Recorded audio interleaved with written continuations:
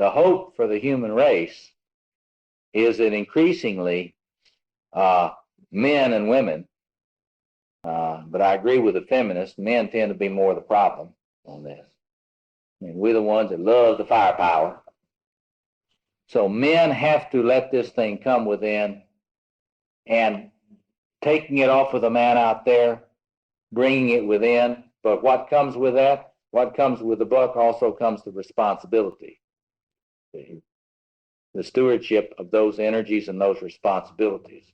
And that is the task of our time. And for the first time in human history, through Jung's psychology, we have a clear expression of the dynamics of the way this works. We have a way of looking at history and the way in which the power of this king has gone from projection out here increasingly into a mature personality here.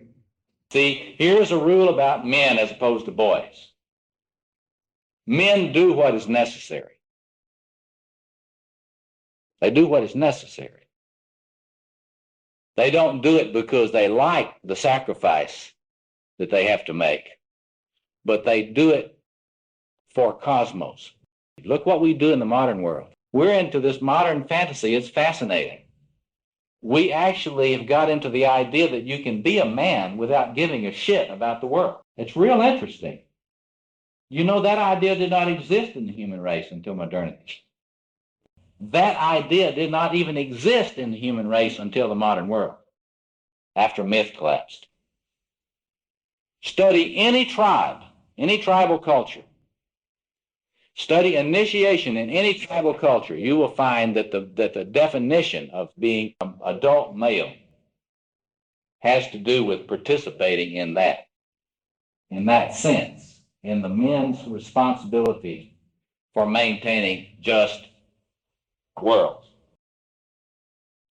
I'm saying that when a man starts to get initiated and mature, he starts connecting with this thing.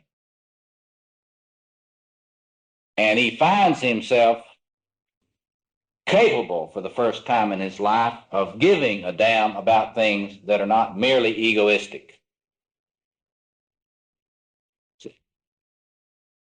that are not merely things which are self-aggrandizing. He starts being concerned.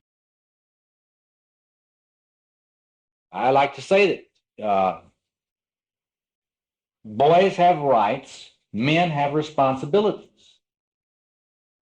and they do what is necessary coming out of this thing. Now, any man who is struggling to be a father does this all the time. I mean, he's not doing it archetypally, perhaps, or perfectly, but he's struggling to embody a lot of this, and this is exactly what his children are trying to project on him.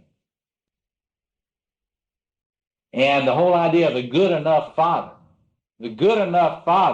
that people talk about, is a man who is able to access and let some of this energy flow through him, enough of it so that the kid, when they're projecting that on him, can get enough of it for it not to be one of these dysfunctional families.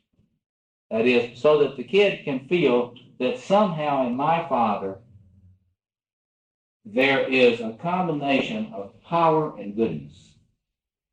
Not perfectly, but somehow in my father, there's this combination of power and goodness that issues in a kind of caring that's beyond his own narcissism. That's what a child is.